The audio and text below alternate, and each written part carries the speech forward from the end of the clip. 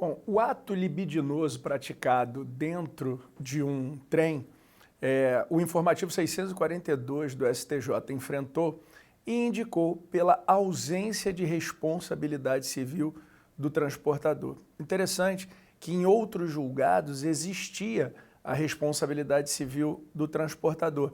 Afinal, Renato, o que está certo e o que está errado? O que pode e o que não pode? Na verdade, quando a gente fala de afastar a responsabilidade civil de alguém, de algum fornecedor, nós temos que verificar se ocorreu, nesse caso, tá?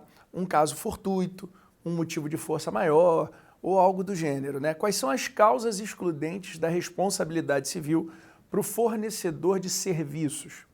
A primeira causa excludente está lá no artigo 14, parágrafo 3º do CDC, logo no inciso 1º, dizendo quando ficar configurado que o defeito não existe. Então, na não existência de um defeito, não há que se falar de responsabilidade civil. O inciso 2º vai falar de quando ficar configurada a culpa exclusiva do consumidor ou de terceiro. Isso também afastará a responsabilidade civil do fornecedor.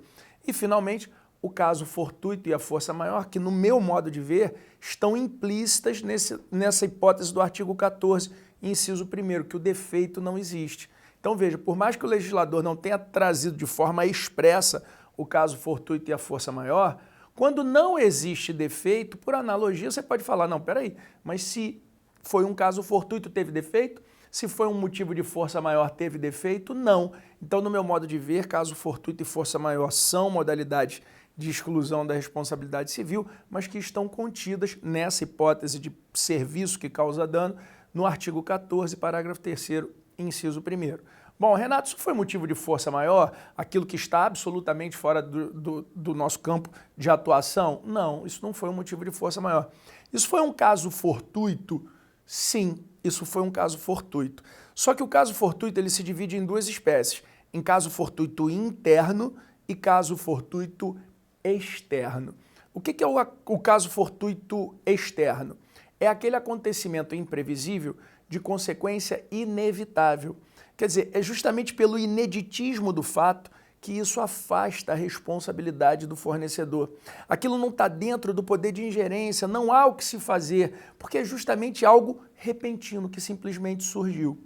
Já o caso fortuito interno é aquele acontecimento imprevisível de consequência evitável. O que é isso? A queda de luz é um caso fortuito, isso acontece. Eu não sei a hora que isso pode acontecer, mas veja, se eu sou um hospital, por mais que a queda de luz seja um caso fortuito, eu tenho que me valer dos meios capazes de evitar as consequências dessa queda de luz. E é por isso que o hospital, normalmente, o que ele tem? Ele tem um gerador. Qual foi a diferenciação do STJ?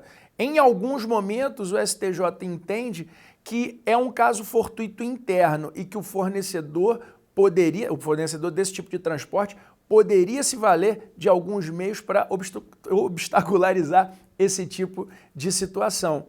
E nesse julgado mais recente, eles entenderam que tratava-se de um caso fortuito externo, quer dizer, o fornecedor ele não tem o poder da presença universal, ele não consegue estar em todos os lugares ao mesmo tempo. E aí você jogar sobre as costas desse fornecedor esse dever não seria o risco do empreendimento, seria uma responsabilidade pelo risco integral, quer dizer, o fornecedor ele responderia sempre, Renato, afinal. Então, o que está certo? Não tem o certo e não tem o errado. No meu modo de ver, cada situação deve ser avaliada de forma individual para saber se aquilo resultou de uma omissão, de um descaso, de um desleixo daquela empresa ou não. Se aquela empresa estava dentro de todas as perspectivas que nós imaginávamos para uma empresa e, de repente, algo aconteceu. Fique de olho.